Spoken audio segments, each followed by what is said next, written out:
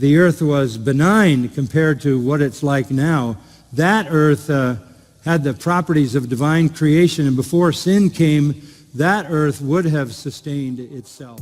En este video quiero compartir un comentario muy interesante que hizo el pastor John MacArthur en un sermón que predicó allí en el libro de Segunda de Pedro, capítulo 3, cuando Pedro dice en el verso 5, al final del verso 5 dice Pedro, y también la tierra que proviene del agua y por el agua subsiste. Así que lo que les quiero compartir es sobre la creación. Volviendo al libro de Génesis, MacArthur hacía este excelente comentario, esta enseñanza bíblica sobre Dios como creador de los cielos y la tierra.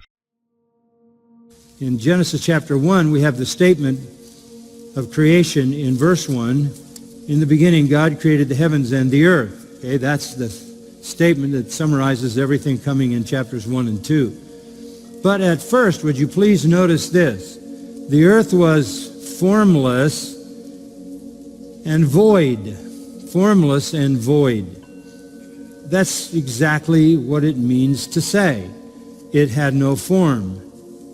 It was simply a mass of unformed water. How do we know it's water? Darkness was over the face of the deep, and the Spirit of God was moving over the surface of the waters. So the original creation of the earth started with God creating some formless waters. And there was total darkness because light had not been created. So Peter puts it this way, just read it, that the earth was formed out of water and by water. So God created the earth from water. The earth started as a mass of water from which it was formed. And on the first 3 days of creation, God gave form. First, in chapter 1 of Genesis, verse 3, God said, "Let there be light," and there was light. That was the first day. And then in verse 6, the Lord said, "Let there be an expanse in the midst of the waters, and let it separate the waters from the waters." So some waters are below, and some waters are above, and there's an expanse in the middle. So God is separating the water. God made the expanse in verse 7, separated the waters which are below the expanse from the waters which were above the expanse, and it was so. And God called the expanse heaven, and there was evening and morning a second day. Then God said, in verse 9, "Let the waters below the heavens be gathered into one place, and let the dry land appear." Seas began to form. The dry land is called earth. In verse 10, the gathering of the waters he called seas, and God saw that it was good. So the first 3 days of creation, God takes the formless mass of water in the darkness and creates the earth and the seas and the waters in the heavens. And the waters in the heavens would be a massive expanse of water over the earth, a canopy, if you will, over the earth. The result of that canopy over the earth was ultraviolet lights were filtered out, and that's why everybody lived to be so long. They lived to be 900 years plus. We see that in the genealogies here. Adam lived over 900 years. Methuselah lived 969, and so it goes. The earth was benign compared to what it's like now. That earth had the properties of divine creation, and before sin came, that earth would have sustained itself under the power of God's creation. But it made it out of water, and that's what Peter wants you to understand. Ahora, también leemos en el verso 6 de Segunda de Pedro capítulo 3 que Pedro dice que con esa misma agua que Dios creó, los cielos y la tierra, también con esa misma agua pereció el mundo de aquel tiempo, es decir, el diluvio. Veamos qué dice MacArthur sobre esto.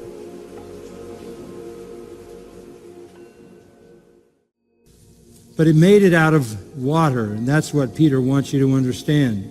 So go back to 2 Peter and look at chapter 3, verse 7. God had something in mind, even in creating it from water. Verse 6. Through which the world at that time was destroyed, being flooded with water. God used the very material that he created the earth from to destroy the earth. And that's, of course, in Genesis 6. And you know the story of the universal flood. Verse 5, Genesis 6, the Lord saw the wickedness of man was great on the earth, and every intent of the thoughts of his heart was only evil continually. The Lord was very sorry he had made man on the earth and grieved in his heart. The Lord said, I will blot out man whom I have created from the face of the land, from man to animals to creeping things to birds of the sky. I'm sorry that I made them. Noah found favor or grace in the eyes of the Lord.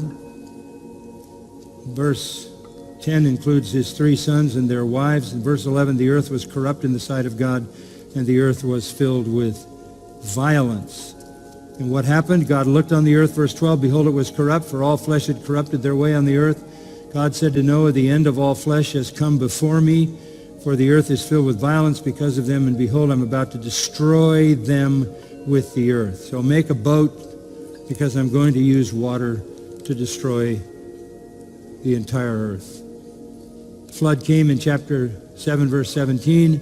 For 40 days, the water increased, lifted up the ark so that it arose above the earth, and the only thing that was preserved were the animals 2 by 2 and Noah's family. The water prevailed above everything. It covered the entire earth.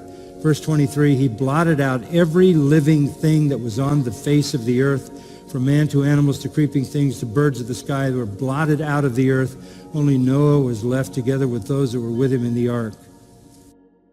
Así que Dios, esa agua que utilizó para crear el planeta Tierra, usó esa misma agua para finalizar la creación en el diluvio. Por eso MacArthur dice, no pienses que la creación hoy, como vemos, es la creación que comenzó antes del diluvio, sino que ahora es, por decir, el mundo que sabemos que está de mal en peor, y que se habla mucho también del tema del cambio climático, y sabemos exactamente que hay un cambio en el clima y en sí en toda la creación, y en palabras del profeta Isaías está tambaleando, también dice el profeta Isaías. Así que MacArthur continúa y dice, no pienses que estamos en la creación cuando Dios comenzó su creación en Génesis antes del diluvio, sino que claramente hay un antes y un después del diluvio.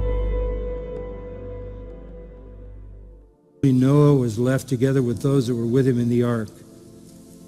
So if you think everything has continued the way it was from the creation, you are wrong. And that's why you find mastodon remains in the northernmost part of Canada near the Arctic Circle, and when they cut them open, they find tropical food in their stomachs, preserved in the tundra, because at one time the whole earth was benign under the canopy of protection that water around the earth provided. That's why people lived so long. But God used the very agency, water, by which he created to destroy the creation because of sin. So back to 2 Peter 3.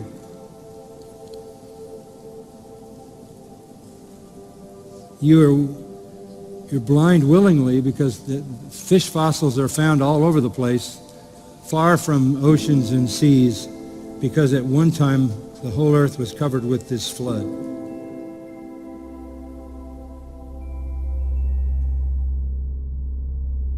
Ahora, para finalizar, también hay un elemento en el centro de la tierra que también es parte de la creación de Dios, que es el fuego. Y ese mismo elemento, esa misma creación de parte de Dios, es el elemento que Dios nuevamente va a usar. Antes usó el agua y ahora el fuego, y de esto habla el pastor MacArthur según, por supuesto, la palabra de Dios, lo que dice allí en segunda de Pedro capítulo 3.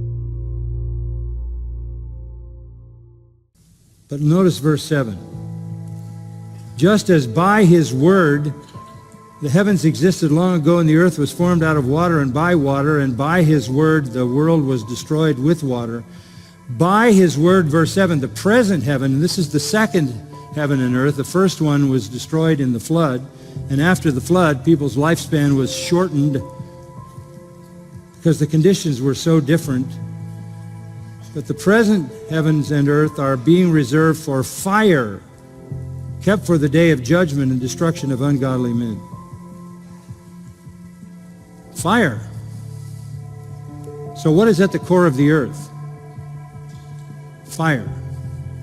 Fire, they say, 12,400 degrees Fahrenheit.